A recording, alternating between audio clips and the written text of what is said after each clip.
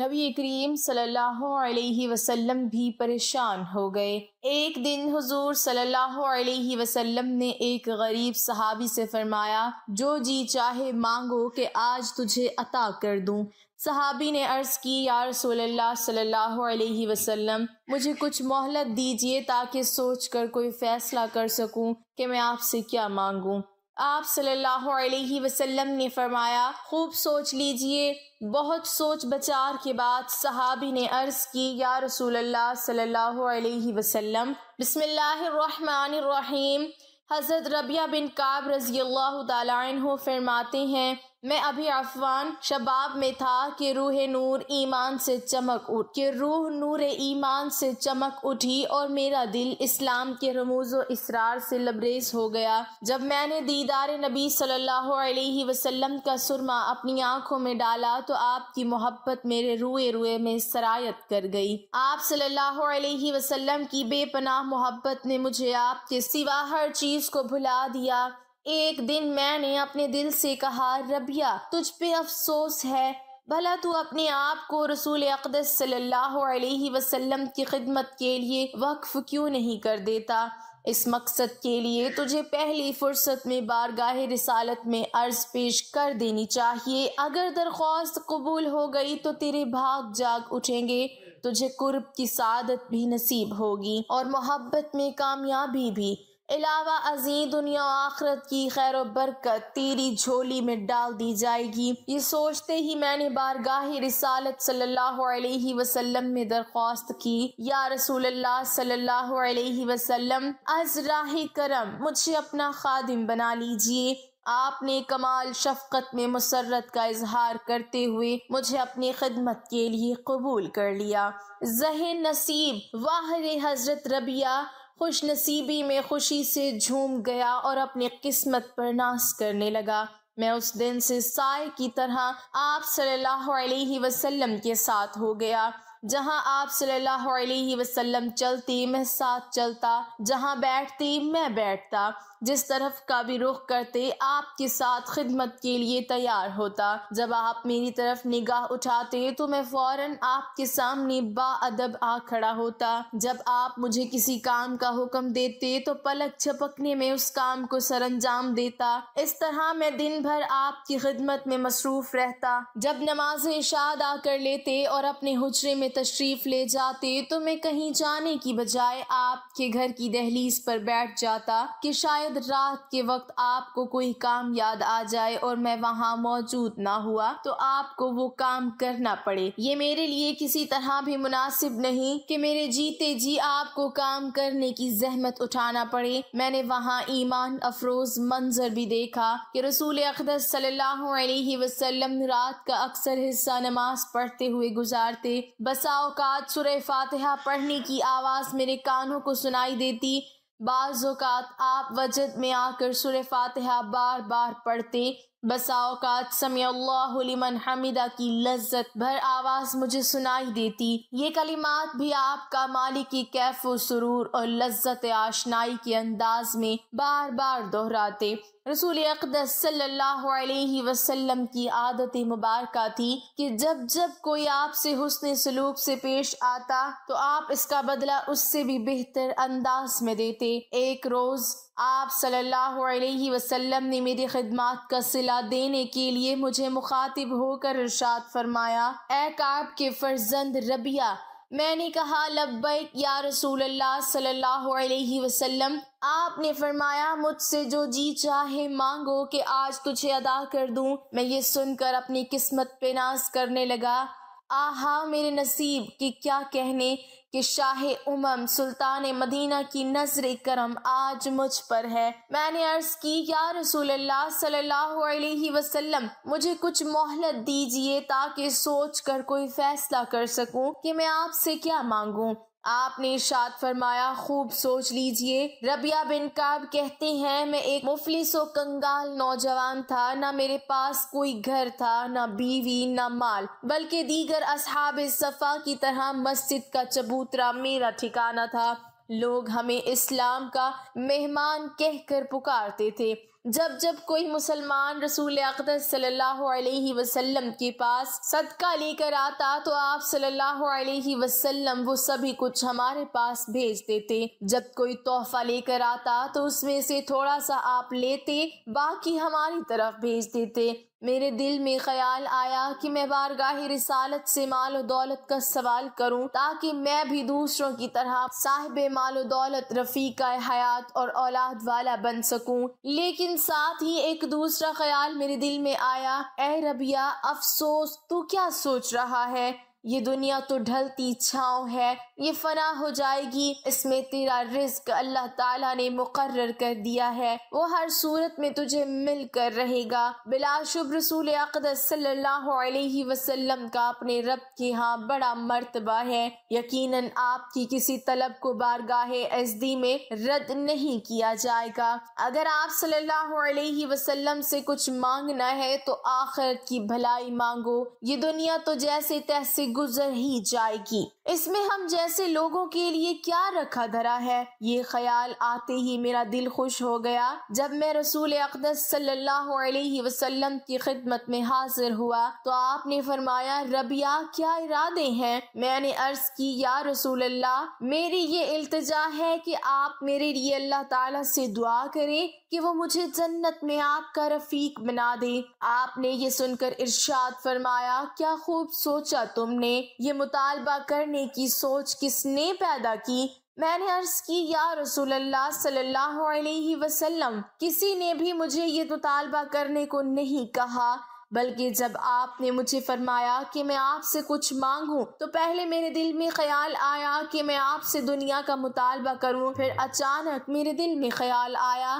کیوں نہ باقی رہنے والی آخرت کو فنا ہونے والی دنیا پر ترجیح دوں۔ یہ سوچ کر میں نے آپ سے یہ مطالبہ کر دیا کہ آپ میرے لیے اللہ تعالیٰ سے دعا کریں کہ وہ جنت میں مجھے آپ کا رفیق بنا دے۔ رسول اللہ صلی اللہ علیہ وسلم دیر تک خاموش رہے، پھر ارشاد فرمایا، کیا اس کے علاوہ بھی کوئی مطالبہ ہے؟ میں نے برجستہ کہا، ہرگز نہیں، میں جنت میں آپ کی رفاقت کو ہر چیز پر ترجیح دیتا ہوں۔ آپ نے ارشاد فرمایا، جنت میں میری رفاقت چاہتے ہو تو دل لگا کر زیادہ سے زیادہ عبادت کیا کرو، اس طرح جنت میں میری رفاقت کا میسر آنا آسان ہو جائے گا۔ میں یہ مزداد جاں فضا سن کر زیادہ وقت عبادت میں مصروف اور منہمک رہنے لگا۔ ابھی چند دن ہی گزرے ہوں گے کہ ایک روز رسول اکرم صلی اللہ علیہ وسلم نے مجھے آواز دی، میں فوراً آپ کی خدمت اقدس میں حاضر ہوا۔ آپ نے مسکراتے ہوئے ارشاد فرمایا، ربیہ، کیا تو شادی نہیں کرے گا؟ میں ادب و احترام سے عرض گزار ہوا، میرا دل نہیں چاہتا کہ میں کوئی چیز آپ کی خدمت میں آڑے آئے، اور پھر آپ کو یہ بھی معلوم ہی ہے بیوی کے اخراجات کا میں متحمل نہیں ہو سکتا۔ یہ سن کر آپ خاموش ہو گئے اور چند دن اسی طرح گزر گئے۔ پھر ایک روز آپ نے پوچھا، ربیہ، کیا خیال ہے تم شادی نہیں کرو گے؟ میں نے پھر وہی پہلے جیسا جواب دیا، لیکن میرے دل میں خیال آیا کہ ربیہ، تجھے یہ جواب نہیں دینا چاہیے تھا، باخدا نبی اکرم صلی اللہ علیہ وسلم تجھ سے بہتر جانتے ہیں دین و دنیا میں تیرے لیے بہتر کیا ہے، اور جو تیری مالی حیثیت ہے آپ صلی اللہ علیہ وسلم اس سے بخوبی واقف ہیں۔ اگر آپ دریافت فرما رہے ہیں تو یقیناً اس میں کوئی راز ہوگا۔ تو میں نے فیصلہ کر لیا کہ اگر آپ صلی اللہ علیہ وسلم نے شادی کے متعلق پوچھا تو میں انکار نہیں کروں گا، بلکہ ادب و احترام سے کہوں گا، سر تسلیم خم ہے، جو مزاج معلّہ کی رضا ہو میں اسی پر راضی ہوں۔ ابھی چند دن ہی گزرے تھے کہ رسول اقدس صلی اللہ علیہ وسلم نے پھر پوچھا، ربیہ، کیا تو شادی نہیں کرے گا؟ میں نے عرض کی، کیوں نہیں، میں برضا و رغبت تیار ہوں، جو آپ کا حکم سر آنکھوں پر، میں اور میرا یہ نصیب زہ نصیب۔ آپ یہ سن کر خوش ہوئے اور ارشاد فرمایا کہ فلاں گھر جاؤ، اہل خانہ سے میرا سلام کہنا اور انہیں یہ پیغام دینا کہ رسول اللہ صلی اللہ علیہ وسلم تمہیں یہ حکم دیتے ہیں کہ ربیہ کو اپنا داماد بنا لو۔ میں شرماتا اور جھجکتا ہوا ان کے پاس گیا، سلام کیا اور انہیں رسول اکرم صلی اللہ علیہ وسلم کا پیغام دیا، اور میں یہ دیکھ کر حیران رہ گیا کہ بغیر کسی حیلے حجت کے وہ مجھے اپنا بیٹا بنانے پر راضی ہو گئے۔ محبت بھرے انداز میں کہنے لگے کہ حبیب کبریا کا حکم سر آنکھوں پر، ہم انہیں اور ہماری طرف ان کے بھیجے ہوئے پیغام رساں کو خوش آمدید کہتے ہیں۔ آپ کی نظر انتخاب زہ نصیب، یہ ہماری خوش نصیبی ہے، آئیے تشریف رکھیے۔ اس کے بعد بغیر کسی پس و پیش کے انہوں نے اپنی بیٹی کا نکاح مجھ سے کر دیا، اور میں شاداؤں فرحاں اپنی قسمت پر ناز کرتا ہوا بارگاہ رسالت میں حاضر ہوا اور عرض کی، یا رسول اللہ صلی اللہ علیہ وسلم، وہ تو واقعی قابل رشک گھرانہ ہے۔ آپ کا حکم سنتے ہی انہوں نے مجھے اپنا داماد بنا لیا۔ یا رسول اللہ صلی اللہ علیہ وسلم، اب میں اپنی بیوی کے لیے مہر کہاں سے دوں؟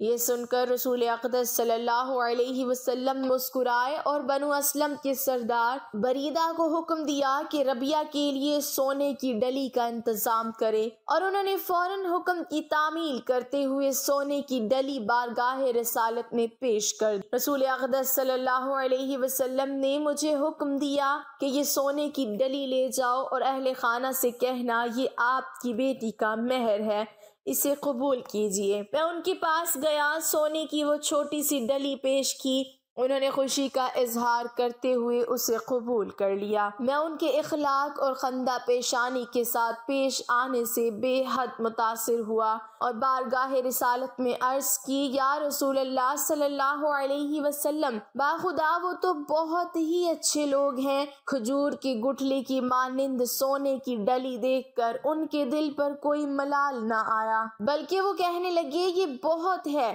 پھر میں نے عرض کی، یا رسول اللہ صلی اللہ علیہ وسلم، میں آپ پر قربان جاؤں، اب میں ولیمہ کہاں سے کروں؟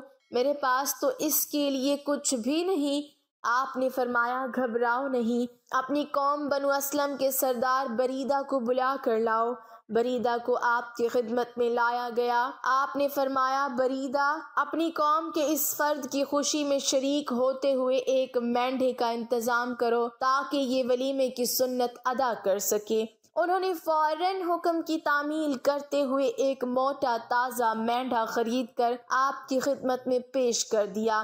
پھر رسول اقدس صلی اللہ علیہ وسلم نے ارشاد فرمایا، ربیہ، حضرت عائشہ رضی اللہ تعالی عنہا کے پاس جاؤ اور اسے کہو کہ تجھے آٹا دے دے۔ میں ان کے پاس گیا اور حضور صلی اللہ علیہ وسلم کا پیغام دیا۔ انہوں نے فرمایا کہ برتن میں جو کا آٹا رکھا ہے لے جاؤ۔